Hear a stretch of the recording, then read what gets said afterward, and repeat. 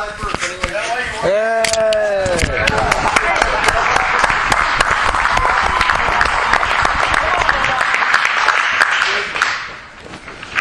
You see what they scratched out after the tree? You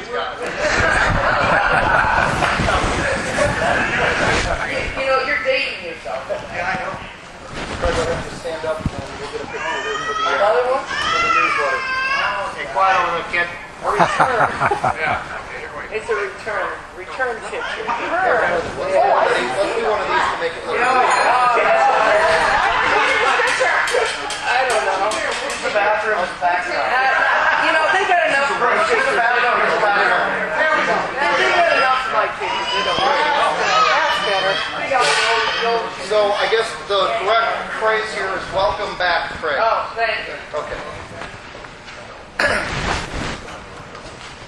We know John Roedel as a colleague and a friend and owner of Used Machinery Sales Incorporated. But before John was in the machinery business, John was a certified financial planner, a registered investment advisor, and did corporate financial planning. Traveled to companies working on their bottom line, helping them enhance profitability, helping them turn things around. This evening, John is going to talk to us about the current state of the economy and its impact on equipment valuation. So at this point, I'm going to turn the floor over to John Roedel. Thank you. Okay, I'm going to talk about the economy, and it can be summarized in a simple phrase: it sucks. Okay?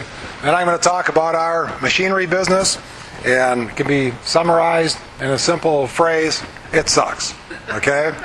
But what I'm going to try to do is give a little perspective to the economic situation, the way it sits right now, because we're right now are in a severe recession.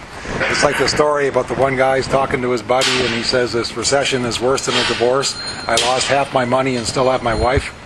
But anyway, a lot of people are concerned about the recession, and a lot of people compare the current situation to the Great Depression, which really isn't a fair comparison. And I'd like to give you a little historical perspective on that.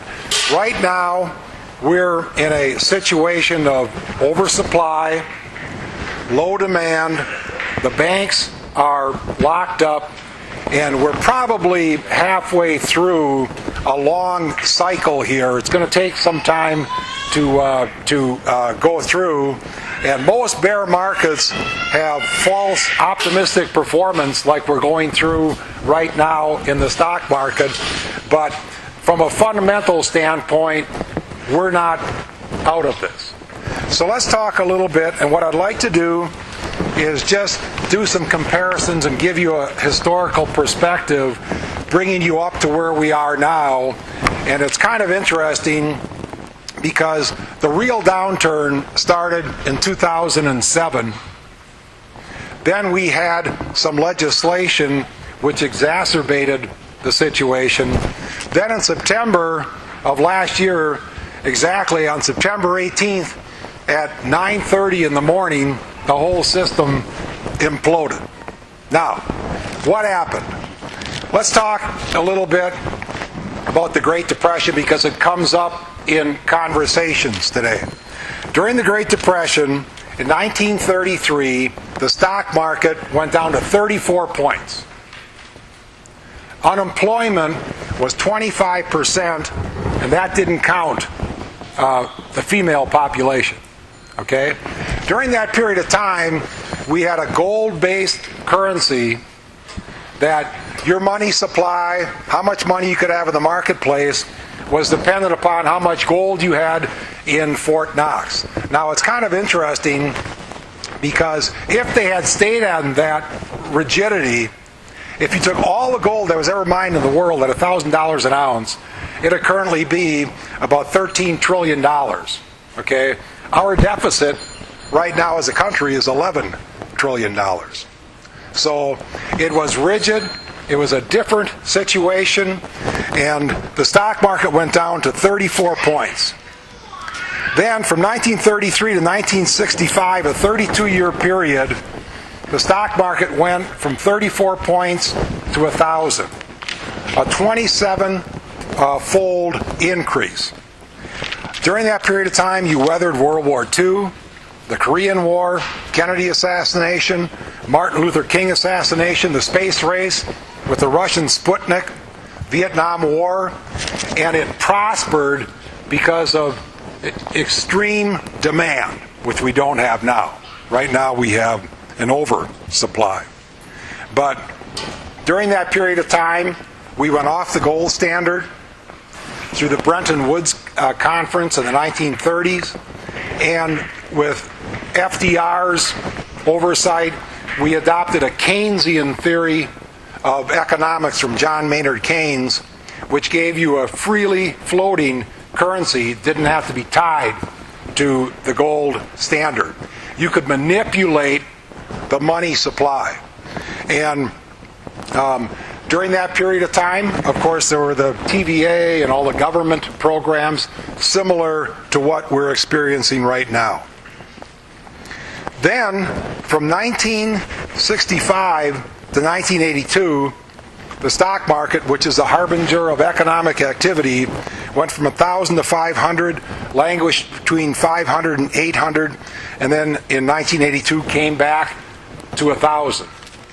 You had more balance between supply and demand. Again, right now we're in excess supply. From 1982 to the year 2000, the stock market went from 1,000 to 11,700. Greatest bull market ever. During that period of time, you had a lot of excesses. You had the Reagan years, if you remember in the Reagan years when he first came in to office, corporations could actually sell their deductions from one corporation to the other if they weren't going to use them. During that period of time was deregulation. Let the markets do whatever they want to do. Those were the days of the Milton Friedman theory of economics, laissez-faire, have the government out, and let whatever happens in the marketplace. During that period of time, you had lending institutions that started to be aggressive lenders, especially on real estate, because real estate can't go down. It's impossible. Okay? So you had 100% financings of homes. You had financiers who were doing mortgages without even looking at a financial statement, without even doing a credit report. You had states like California that allowed 100% financing, and the state of California passed a law that if you buy a home on 100% financing and the value of that home goes below the face value of the mortgage, the homeowner could walk and the lending institution could not come back against the homeowner.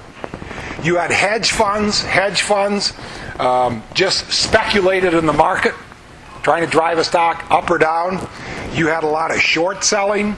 Short selling is an example where you think the stock is going to go down. A good example of a short sale is if you think the stock is going to go down, you go to a stockbroker and you borrow somebody's stock. Let's say it's selling for $100. And you sell that stock then, and the money is in the account, the $100. You then pay attention to the market. If the stock goes down to 50, you then buy that stock for 50, give the certificate back, and you've made 100% on your money. During that period of time, derivatives came in to being. A derivative is an insurance policy against the value of something going down. What these lenders were doing and how this whole real estate situation came into being is lenders were aggressively putting mortgages on homes. Then they would take the mortgages and put them into a package of securities and sell them in the marketplace. When they sold that, to protect and make it more saleable, they would write a derivative on that package of mortgages, which was an insurance policy